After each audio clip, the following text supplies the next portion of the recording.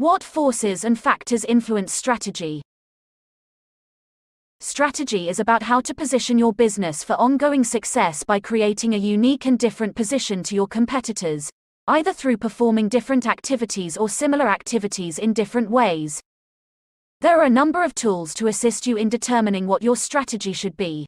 For example, should it focus on differentiating through value, service, or appealing to a new customer segment? Porter's 5 forces model enables you to assess the competitive forces that will influence your strategy. The 5 forces are: 1. Rivalry among your existing competitors. How intense is your competition in terms of volume, diversity, quality, and brand loyalty? 2. The bargaining power of suppliers. What is your ability to substitute either based on uniqueness of the supplier's product or their own competitive rivals? 3. The threat of substitute products. What product differentiation, price comparison, and buyer propensity to substitute is there? 4. The bargaining power of buyers. Price sensitivity, availability of substitutes, and brand loyalty are all factors to consider. 5. The threat of new entrants. What barriers to entry, economies of scale, capital requirements, and distribution channels exist? For all of the forces, the cost of switching must also be considered. The long-term profitability and sustainability of a business will be determined by the collective strength of the forces. The stronger the forces, the lower the likely profits.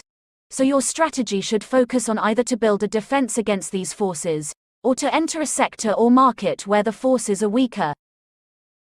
Your approach toward your competitive rivals will likely be what is known as a red or blue ocean strategy. Red oceans are filled with cutthroat competition, turning the ocean blood red. You are competing in an existing market, where you will have to beat the competition to exploit an existing demand. Differentiation is crucial in a red ocean strategy. As in a red ocean the forces are stronger, it is likely to mean lower profit margins.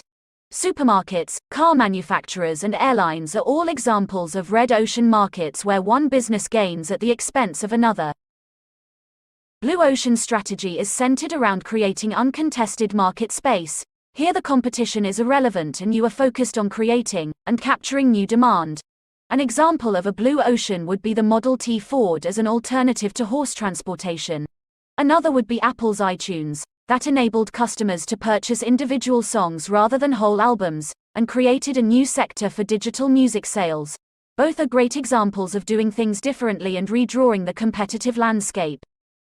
As well as looking at the 5 forces and ocean approaches, using a framework such as VRIO can assist you in assessing whether your product or service or business is likely to have a sustainable competitive advantage. This approach focuses on different measures of competitive success. Firstly, is your product valuable? If not, then you will be at a competitive disadvantage. If it is valuable, then is it also rare? If it is valuable but not rare, then you will be at competitive parity with other competitors. Is your product or service costly to imitate? If not, then as it is valuable and rare, you will have a temporary competitive advantage. Finally, are you organized? If not, then you have an unused competitive advantage. So that would be something to focus on. If you are organized, in addition to your service or product being valuable, rare, and costly to imitate, then you are likely to have a sustained competitive advantage, giving you the why element of your strategy.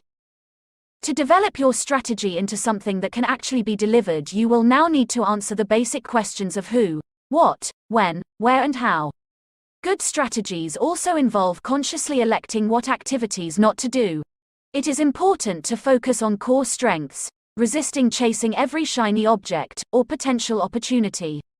So remember to think about and add shouldn't activities into your strategy. So determine your strategy, identify your competitive advantages, and then make certain you are focused on execution and delivery of the strategy.